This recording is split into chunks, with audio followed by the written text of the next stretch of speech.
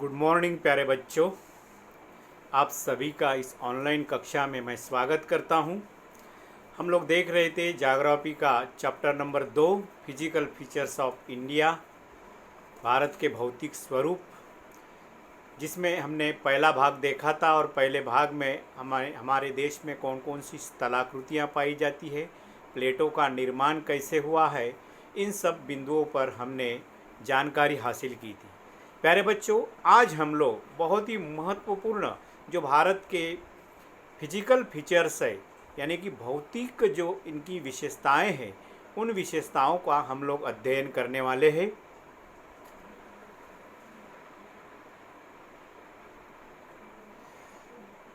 तो भारत के जो भौतिक स्वरूप है, main aspects of this chapter, हमने देखा था कि हम लोग आज जो देखने वाले हैं मुख्य भौगोलिक वितरण एवं उनकी विशेषताएं, मेजर फिजियोग्राफिक डिविजन्स, और अंत में हम लोग देखेंगे भू आकृतियों का महत्व। तो सबसे पहले हम लोग देखेंगे मुख्य भौगोलिक वितरण, यानी कि भारत की भौतिक विभाग।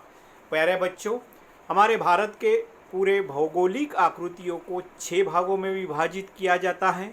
नंबर 1 हिमालय पर्वत श्रृंखला, नंबर 2 उत्तरी मैदान, नंबर 3 प्रायद्वीपीय पठार, नंबर 4 भारतीय महामरुस्थल या थार मरुस्थल, नंबर 5 तटीय मैदान, व अंतिम स्थलाकृति जो है वो है द्वीप समूह। इन सभी विशेषताओं का हम लोग विस्तृत रूप में इस अध्याय में जानकारी लेने वाले हैं। तो सबसे पहले हम लोग शुरू करते हैं हिमालय पर्वत श्रृंखला।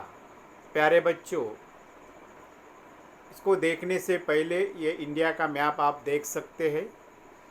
इसमें जो अभी मैंने जो बोला है भारत के विभाग जो बोला है, तो मुख्य रूप से ये पूरा जो है ये हिमालय पर्वत श्रेणी है, थोड़े इधर भी आती है नॉर्थ ईस्ट में, ये पहला विभाग। दूसरा जो है हमारा ये उत्तर के विशाल मैदान, इसको हम विस्तृत रूप में आगे देखेंगे। तीसरा जो है मुख्य रूप से ये भारतीय महामरुस्थल। उसके बाद में जो है हमारा ये प्रायद्वीपीय पठार। उसके बाद में जो है ये द्वीप समूह, ये अंडमान निकोबार द्वीप समूह और ये लक्षद्वीप समूह, और ये पूर्वीय तटीय मैदान और ये पश्चिमी तटीय मैदान, जिसको हम लोग आगे और भी। तो ये भारत के प्रमुख 6 जो है विशेषताएं हैं। तो सबसे पहले हम लोग देखेंगे हिमालय। तो हिमालय पर्वत श्रृंखला और उसकी विशेषताएं। प्यारे बच्चों, भारत के उत्तरी सीमा पर ये हिमालय विस्तृत रूप में फैला हुआ है और ये नवीन वलित पर्वत श्रृंखला है, फोल्डिंग माउंटेन है ये। इसके बारे में हमने इसके पहले चर्चा की है। हिमालय के पर्वत श्रृंखलाएं पश्चिम पूर्व दिशा में सिंधु से लेकर ब्रह्मपुत्रा तक फैली हुई है, मतलब ये पश्चिम से पूर्व ऐसी फैली हुई है। हिमालय विश्व के सबसे ऊंची पर्वत श्रेणी में से है और एक अत्यधिक अवरोधों में से एक है। अत्यधिक अवरोध मतलब भारत के लिए वो बहुत ही महत्वपूर्ण है। इसकी लंबाई लगभग 2400 किलोमीटर है और यह अर्धवृत्त का निर्माण करता है, मतलब एक प्रकार का जैसे चांद जैसे चौप मारते हैं अर्धचंद्र। इसकी चौड़ाई कश्मीर में 400 किलोमीटर और अरुणाचल प्रदेश में 150 किलोमीटर है, मतलब हमारे पश्चिम की साइड में ये चौड़ा है। और जैसे जैसे हम लोग नॉर्थ ईस्ट की तरफ जाएंगे, पूर्व की तरफ जाएंगे, वैसे वैसे वो सकरा होता है। पश्चिम भाग की अपेक्षा पूर्वी भाग की ऊंचाई में अधिक विविधता पाई जाती है। श्रृंखलाओं के बीच में अनेक घाटियां भी पाई जाती है। हिमालय उत्तर से दक्षिण 3 समांतर श्रेणियों में विभाजित है। प्यारे बच्चों, हमारा जो हिमालय है उत्तर से और दक्षिण की तरफ आते हैं तो 3 एक दूसरे को समांतर श्रेणियां हैं। सबसे उत्तरी भाग स्थित हिमालय को हम महान हिमालय या आंतरिक हिमालय या उसको आमतौर पर हिमाद्री के नाम से जाना जाता है। सबसे ऊपरी हिमालय की ऊपरी जो श्रेणी है, यह सबसे सतत श्रृंखला है। सतत मतलब वो सलग है, कहीं ज़्यादा वो कटी नहीं है। जिसमें लगभग 600 मीटर की औसत ऊंचाई वाले सर्वाधिक, माफ़ कीजिए वहाँ पर 6000 चाहिए,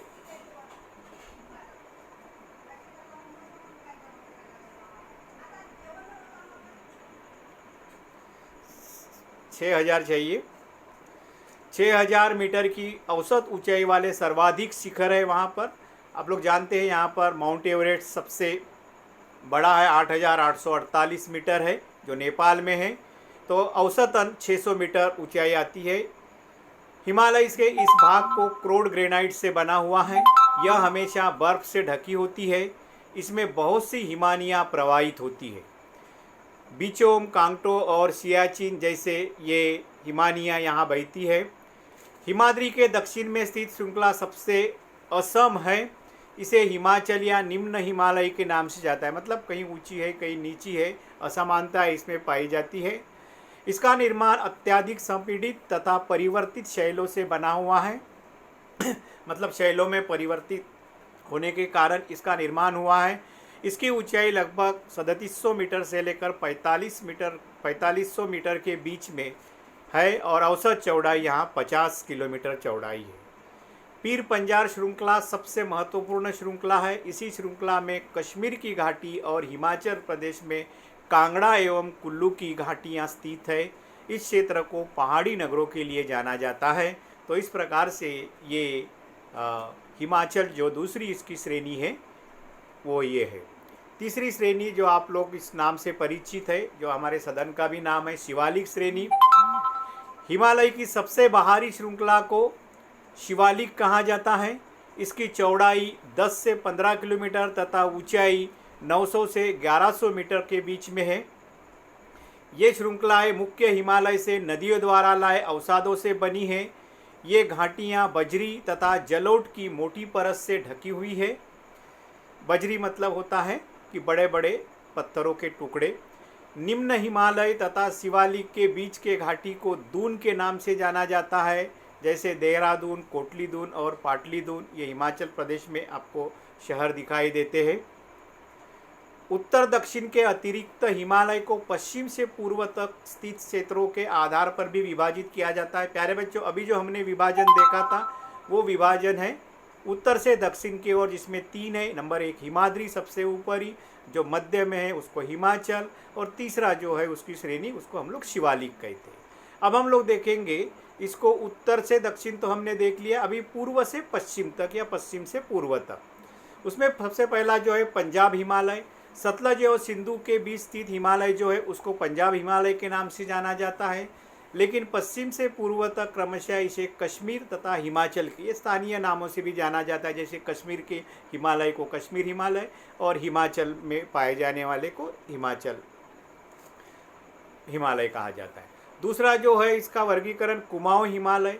ये सतलज तथा काली नदी के बीच स्थित हिमालय के भाग को कुमाऊं हिमालय के नाम से जाना जाता है। तीसरे जो इसकी श्रेणी है वो है काली तथा तीस्ता नदियों के बीच, इसको नेपाल हिमालय के नाम से जाना जाता है। ये प्रमुख रूप से नेपाल में है।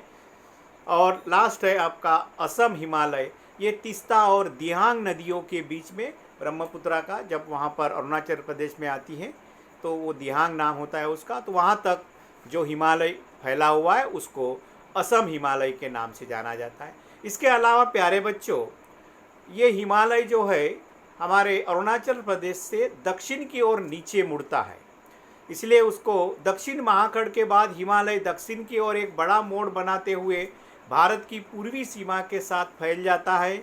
यह बलुआ पत्थरों और जो अवसादी शैलों से बना है और इसमें कुछ पहाड़ियाँ हैं, पटकाई बूम, नागा, मिज़ो और मणिपुरी पहाड़ियाँ।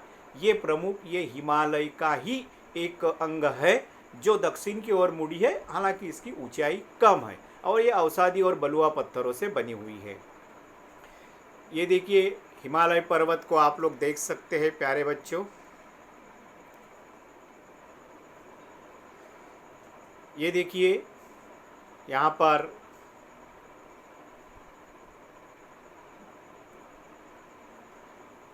ये काराकोरम, ये देखिए ये पामीर की ग्रंथि है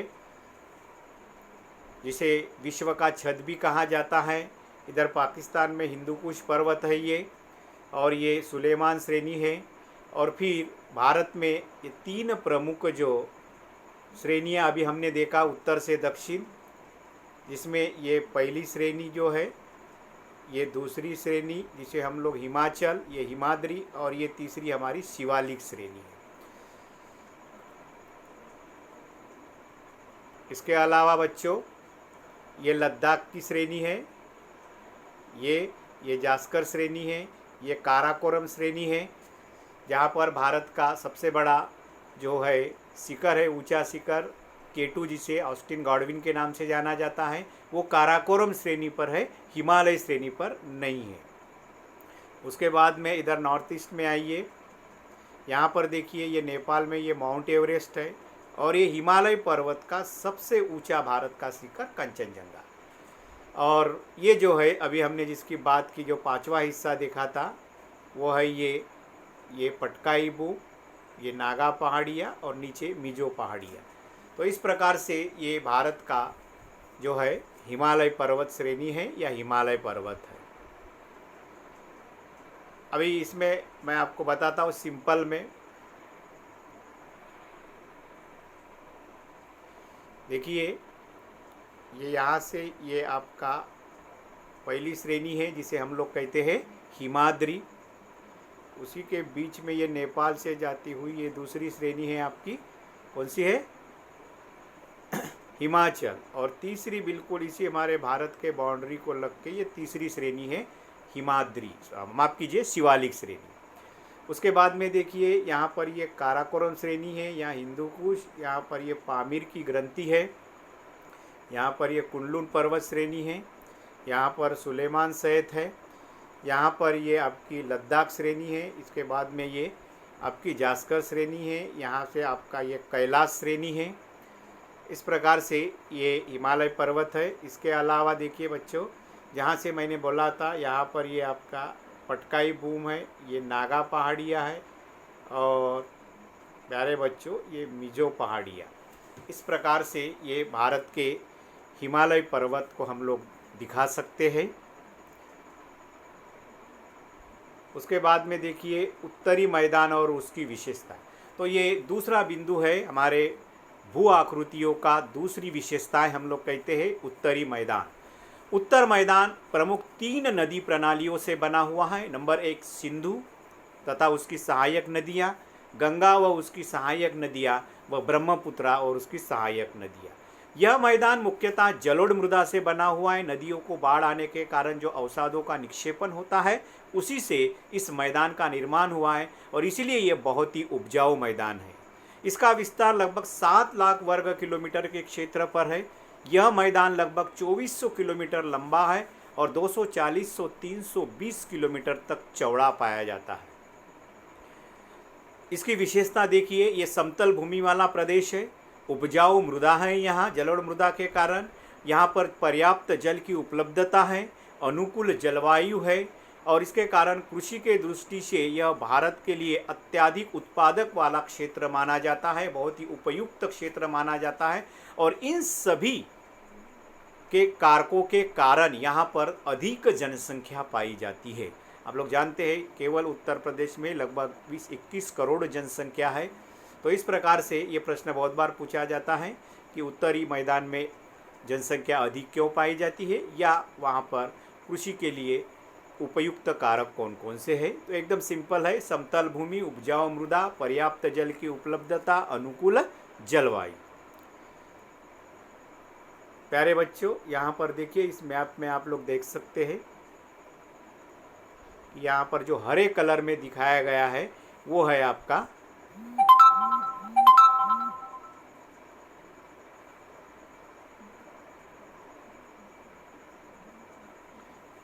क्या है, उत्तरी मैदान, ठीक है, नदर्न प्लेन्स कहा जाता है। ये प्रमुख रूप से देखिए कौन कौन से इसमें आता है, जिसमें देखिए ये पंजाब आता है, हरियाणा आता है, दिल्ली आता है, राजस्थान का कुछ इलाका, उसके बाद में उत्तर प्रदेश, बिहार, पश्चिम बंगाल और असम, ये प्रमुख राज्य हम लोग कह सकते हैं। यहाँ पर मुख्य रूप से ये 3 नदियों से बना हुआ है। जैसे आप लोगों को पता है कि यहाँ से ये हमारी ये सिंधु नदी, फिर ये आपकी सतलज नदी, ये झेलम नदी, रावी, चिनाब, ब्यास, ये नदियाँ इसके कारण एक बना हुआ है। उसके बाद में हमारी ये गंगा नदी और ये ब्रह्मपुत्रा नदी, इन 3 नदियों के, फिर यहाँ से आपका गंडक, घाघरा, कोसी, ये नदियाँ है। इधर चंबल है, बेटवा है, ये सोन नदी है। इस प्रकार से ये 3 नदियाँ मुख्य रूप से इस मैदान को बनाते हैं। नदियों के निक्षेपण कार्य के कारण निचले हिस्से में नदियाँ द्वीपों का निर्माण होता है तथा यह नदियाँ अपने मुहाने पर गाद के निक्षेपों के कारण नदी अनेक धाराओं में बढ़ जाती है, उसे वितरिकाएँ कहा जाता है। प्यारे बच्चों, वितरिकाएँ मतलब नदी जब सागर या महासागर को जाकर मिलती है तो वहाँ पर भारी मात्रा में अपने साथ लाए हुए अपरदित पदार्थ, जिसे गाद कहते हैं या अवसाद कहते हैं, उसके कारण नदी के जल की जो धाराएँ हैं तो अनेक धाराओं में जाकर समुद्र को मिलती है, उन धाराओं को कहा जाता है वितरिकाएँ। उत्तरी मैदान का वर्गीकरण देखिए। उत्तरी मैदान को मोटे तौर पर 3 उपवर्गों में वर्गीकृत किया जाता है। नंबर 1, पश्चिमी भाग, पंजाब का मैदान कहा जाता है इसे। यह मैदान सिंधु तथा उसकी सहायक नदियाँ सतलज, रावी, चिनाब, झेलम और ब्यास नदियों द्वारा बनाया जाता है, अभी जब हमने देखा मैप में। उसके बाद में गंगा का मैदान देखिए। गंगा का मैदान घाघरा नदी या घग्गर, तीस्ता नदियों के बीच का है। यह हरियाणा, दिल्ली, उत्तर प्रदेश, बिहार, झारखंड के कुछ भाग तथा पश्चिम बंगाल में फैला हुआ है, जहाँ से गंगा नदी और उसकी सहायक नदी आ जाती है। ब्रह्मपुत्रा का मैदान जो मुख्यतः असम में स्थित है। तो ये हो गया उसका वर्गीकरण। अब भौगोलिक आकृतियों के आधार पर उत्तरी मैदान को 4 भागों में विभाजित किया जाता है। नंबर 1 भाबर, नंबर 2 तराई क्षेत्र, नंबर 3 भांगर क्षेत्र और नंबर 4 खादर। इन चारों की विशेषताएं देखते हैं। प्यारे बच्चों, भाबर किसे कहते हैं? नदियाँ पर्वतों से नीचे उतरते समय शिवालिक की ढाल पर लगभग 8 से 16 किलोमीटर चौड़ी पट्टी में गुटिका का निक्षेपण करती है, उसे भाबर कहते हैं। गुटिका मतलब थोड़े बड़े बड़े पत्थर, पीबल्स, उसे भाबर कहते हैं, यानी उस क्षेत्र को भाबर कहा जाता है। तराई क्षेत्र कहते हैं, वेरी सिंपल। तराई मतलब जो हमारे शिवालिक पर्वत है, शिवालिक पर्वत का जो तलहटी क्षेत्र है, जला अपना पायथा मन तो बेस, वहाँ पर ये दलदल युक्त प्रदेश है, उसे हम लोग तराई क्षेत्र कहते हैं। सभी सरिताएं भाबर पट्टी में विलुप्त होने के बाद में दक्षिण में ये सरिताएं एवं नदियां पुनः निकल आती है और नम तथा दलदली क्षेत्र का निर्माण करती है, उसे तराई क्षेत्र के नाम से जाना जाता है। यहाँ वन्य प्राणियों से भरे घने जंगलों का एक क्षेत्र है। उसके बाद में भांगर देखिए। उत्तरी मैदान का सबसे विशालतम भाग पुराने जलोढ़ का मैदान है। ये नदियाँ बाढ़ वाले मैदान के ऊपर स्थित है और ये वेदिका जैसे आकृति प्रदर्शित करते हैं। इसे भांगर के नाम से जाना जाता है। इस क्षेत्र में मृदा में चुनेदार निक्षेप पाए जाते हैं, जिसे स्थानीय भाषा में कंकड़ कहा जाता है। देखिए प्यारे बच्चों, ये अभी हमने देखा था बांगर, जो तो पुराना मैदान जो है, पुराना जलोढ़ मैदान है, उसको हम लोग बांगर कहते हैं। देखिए यहाँ पर ये सबसे ये ऊपरी स्थिति में है, ये मतलब मुख्य नदी घाटी के थोड़ा दूर होता है। ये पुराने समय मतलब प्राचीन काल से इसका निर्माण हुआ है, उसे हम लोग बांगर कहते हैं। Like that Bangar it means भंगार, भंगार कभी भी पुराना होता है। और दूसरा जो होता है, देखिए ये हरे कलर में ये जो है इसको बोलते हैं खादर। तो ये नदियाँ हर वर्ष जब यहाँ पर आकर बहती है तो वहाँ पर नदियों को बाढ़ आती है और बाढ़ के कारण फिर हर वर्ष वहाँ पर नए अवसादों का निक्षेपण करती है या गाद का निक्षेपण करती है और इसीलिए नया उपजाऊ मैदान तैयार होता है। वैसे क्षेत्र को क्या कहा जाता है? खादर, जो नदी के किनारे और दो नदियों के बीच के प्रदेश को हम लोग दोआब कहते हैं। खादर बाढ़ वाले मैदान के नए नए तथा युवा निक्षेपों को खादर कहा जाता है। युवा मतलब नया, हर वर्ष वो वहाँ पर अवसादों का निक्षेपण होता है और इसीलिए वहाँ पर क्या होता है कि खादर की निर्मित होती है। उस मृदा को हम लोग, ये बहुत ही महीन मृदा होती है और वो जो बांगर की जो मृदा होती है वो थोड़ी मोटी होती है, बजरी होती है, वहाँ पर कंकड़ होते हैं। इसमें जो मृत्तिका होती है और बहुत बारीक मिट्टी होती है, इसको महीन मृदा कहा जाता है। इसका प्रत्येक वर्ष पुनर्निर्माण होता है और बहुत ही उपजाऊ होते हैं, गहन कृषि के लिए बहुत ही उपयुक्त माना जाता है। तो देखिए यहाँ पर भी मैंने एक चित्र दिखाया है प्यारे बच्चों। ये देखिए, ये है आपकी जो येलो कलर में है, ये है आपका खादर, और जो हरे कलर में है ये है आपका बांगर। तो इस प्रकार से ये नदी है। नदी के तट पर बिल्कुल हर वर्ष अवसादों का निक्षेपण होता है, इसलिए यहाँ खादर, और उसके दूर जो पुराने समय में प्राचीन काल से ही वहाँ पर निर्माण हुआ है वो क्या होता है, बांगर होता है। उसके बाद में देखिए प्यारे बच्चों, ये नदी जब बहती है तो इस प्रकार से मोड़ होकर पर्वतों से निकलने के बाद में तो मोड़ कभी कभी ये छोड़ देती है, तो ये ऑक्सबो लेक कहते हैं इसको, चाप झील जिसे कहा जाता है हिंदी में। ये चाप झीलों का निर्माण होता है। इस प्रकार से ये नदियाँ कई सारे स्थलाकृतियों का निर्माण करती है। और अभी मैंने आपको कहा था कि वितरिकाएँ, ये देखिए प्यारे बच्चों, ये नदी अपने मुहाने, नदी सागर या महासागर को जहाँ जाकर मिलती है वो नदी का मुहाना होता है। तो यहाँ पर देखिए बीच में कई सारे अवसाद जो है जमा हुए, इसलिए अनेक धाराओं में ये एक धारा एक धारा एक धारा इस प्रकार की अनेक धाराओं बीच में वो मिट्टी जमा हो जाती है, अवसाद जमा हो जाता है, उसे हम लोग क्या कहते हैं, वितरिकाएँ कहते हैं। तो यहाँ पर ये भाग हम लोग यहाँ समाप्त करते हैं।